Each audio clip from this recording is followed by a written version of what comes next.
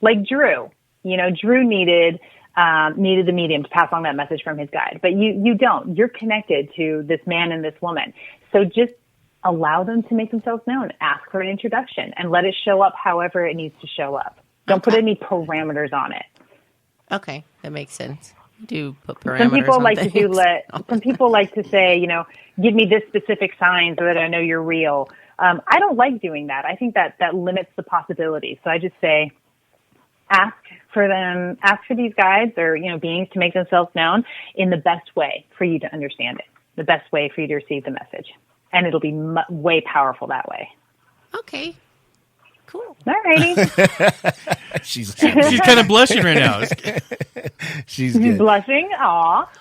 Okay. Where are you at? Who's that? Oh, I just looked to the left and I was like, "Who are you?" It's crazy because when I sit and I can get in that clear space and meditate, I can feel her touching my hand. Like I can feel it. There are literal. I mean, I can't explain it, but I could feel her. She just hasn't told me who she is yet.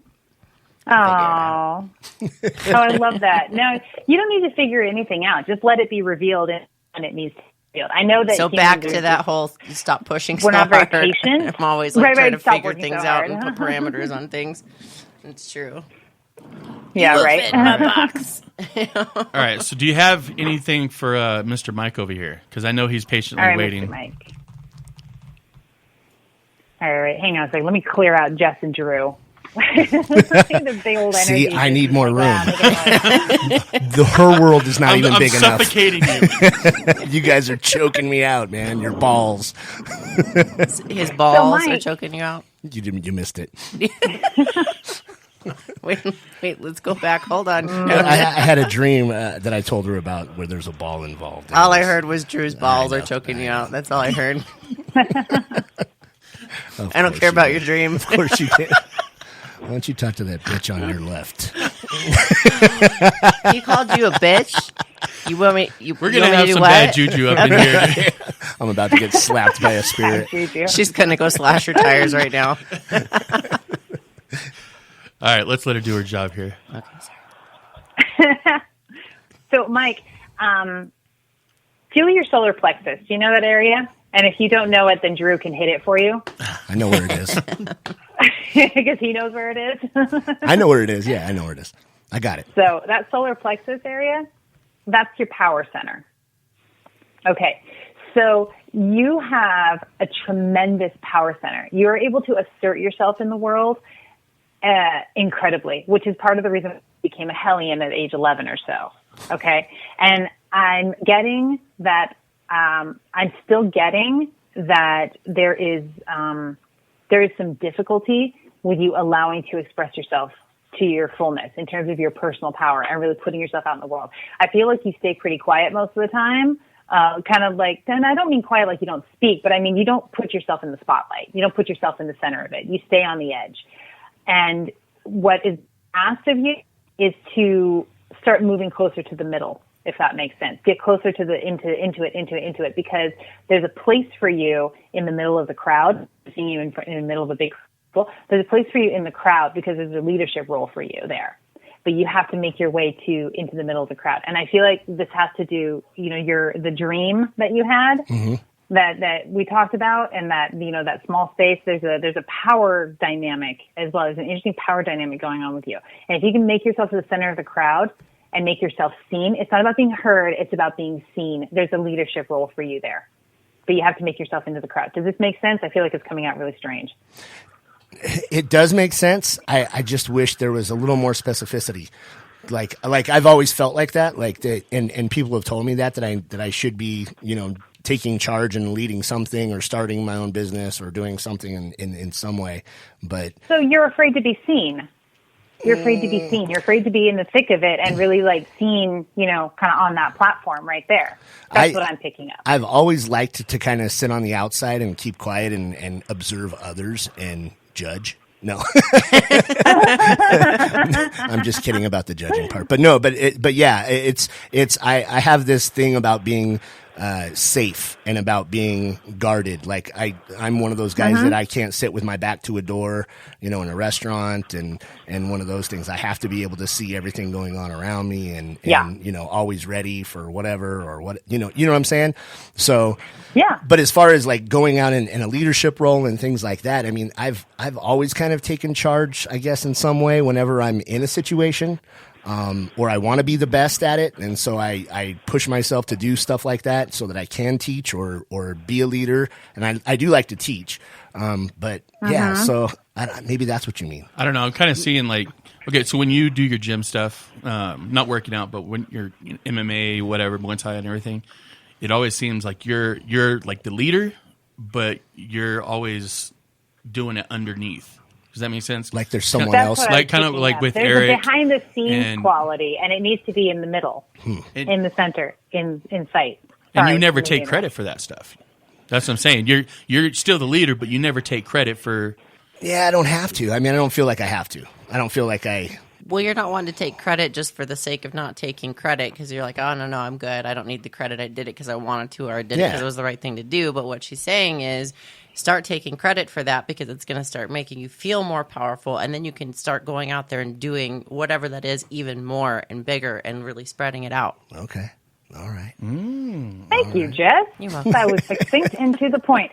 And it's like, it's not about, Mike, it's not about saying, look at me, look at me, look at me. It's about allowing yourself to stand there and allow other people to give you the credit.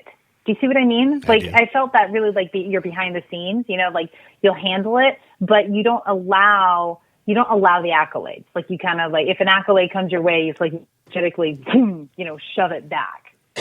Yes. But if you can allow people to talk about your leadership and talk about how well you do, or talk about, what you've accomplished, that's gonna help bolster you. You need that, Mike. You need that, and it's okay to need that. A lot of times when we're people who we kind of need people to tell us we're doing a good job, we feel like there's something wrong with us. But there isn't anything wrong with you. It's only going to fuel the fire and make you more powerful, hotter, bigger, burning brighter. So accept it. It doesn't mean you need to depend on it, but it does mean you need to accept that into yourself and not shove that because you perceive a compliment as a weakness. Okay. That's pretty awesome. I'm So, definitely going to take that into consideration. This is a bunch of good. No, it's all definitely. It's good. better than what I was expecting. I'm not going to lie. I was going to give her a ton of shit. I know. I kind of like her now. She's not the lie. This is okay. Sweetheart. Do you do like predictions on success? You know what? I do. And let me explain something. You remember what I was saying about memory earlier on the show? How, that eyewitness testimony is notoriously unreliable in court proceedings? Sure. So it's the same thing with future predicting. So I can predict the future. I can predict success. I can predict all that, but it's going to be hit and miss because I'm into another time bubble, another time. And it may be it may be the one that we're stepping into, or it may be slightly different, or it may be completely off.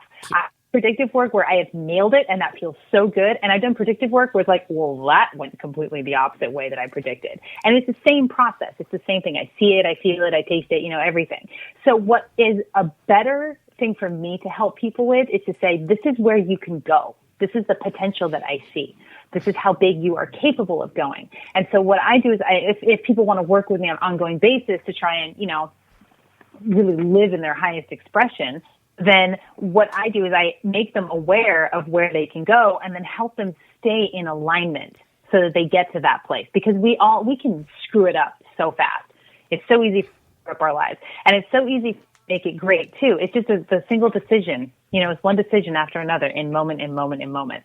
So yeah, I do predictive work, and a lot of times it's spot on. It's really good. It's just way off because that's just the nature of the work. The best psychics in the world, it's hit and miss with predictive work. Can I help explain that a little bit? So when any psychic is giving you a reading, it is as the energies are right now. It's like where you're at and where, like she was saying, like where you can go. At any moment, you can make a choice in your life that will completely change the direction you're going in. That's what makes us human. Right, but I'm just saying, so she could give you, a prediction now, based on the energy line that you're headed in right now, based on the choices that you're making right now. But if you make different choices that veer you off that path, then obviously her prediction for the future is going to change. So does that make sense? No, it does. What I'm saying? Okay. And where I was going with it, in like a really broad spectrum, is what do you see with Double Barrel Doo Doo? Yeah. So okay. So here's what I'm going to do. I'm going to give you the potential, and then I'm going to give you what I see as potential pitfalls. So ways to help you make decisions to get to where you want to go. How's that? Sounds good. All right. I'm just going to take a minute. I got to get rid of all y'all's energies and you get new energy.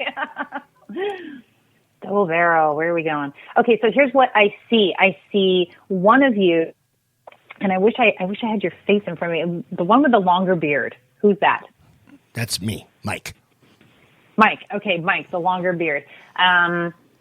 I see you in a crowd, and I see you shaking hands on the periphery of the crowd. I see lights. I think I'm seeing you covering something. You're covering an event, and it's a feeling of it has sort of a red carpet feel to it, but it's not Hollywood.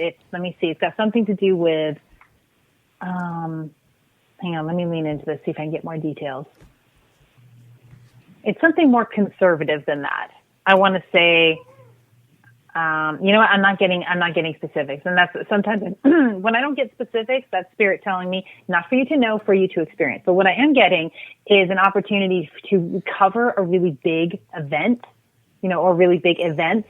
So going to these events and sort of doing a mobile podcasting, if that makes sense, and talking about what's going on and being in the thick of it. And this will help you grow your audience, and it'll keep growing. And you have, you need to narrow down your message a bit. You're a little bit all over the place in terms of like what you're talking about and how you're talking about it. So get a little more focused in, what you want to talk about, the kind of things you want to cover. And that's going to help you, because right now I'm just saying it's too wide. It's going to help you narrow your audience down. And when you narrow your audience down, then you're going to start falling into these opportunities to cover these major events.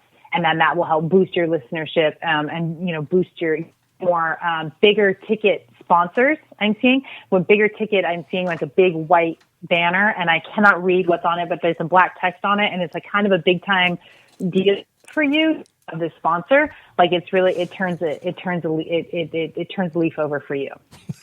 So that's the potential that I see. So Drew and I are sitting here listening to you, just shaking our heads like this is crazy because when you said white banner, we've got a huge Double Barrel Doo Doo white banner in the room with black text. And then all of the signatures from all of our guests that have ever been on the show. So when you think we need to focus in a little bit more on our what did you say? How did you put it? You said we're all over the place. So you need to focus in your audience a little bit differently. So do you see something with maybe sports or music and entertainment, or where do you feel like that leans? I'm getting all I'm getting is a conservative energy, and by that I don't mean like swearing, being a good person. I mean, I just mean get really focused on who you want to talk to, which feels to me like kind of a good old boy, for lack of a better term. Isn't that crazy? It's kind of what that feels like to me. That feels like that's gonna attract people from all over the country. And I do see you as very much country specific. I don't see you going global. I see you as staying in the States because you're very much in a USA, going after a USA audience, which is this sort of good old boy. No, we've got to fuck every other country attitude around here for sure. Yeah, right. Okay. We're a little redneck American. Well, and what's so funny is Drew and I have been talking about ideas of going out and with a mobile. What do you call this shit? The recorder. Yeah. Yeah. I just acquired this mobile recorder. This super badass recorder with mic inputs and stuff, and we're going to start taking out and interviewing people on the outside. And I was just telling Mike about that right before the show even started.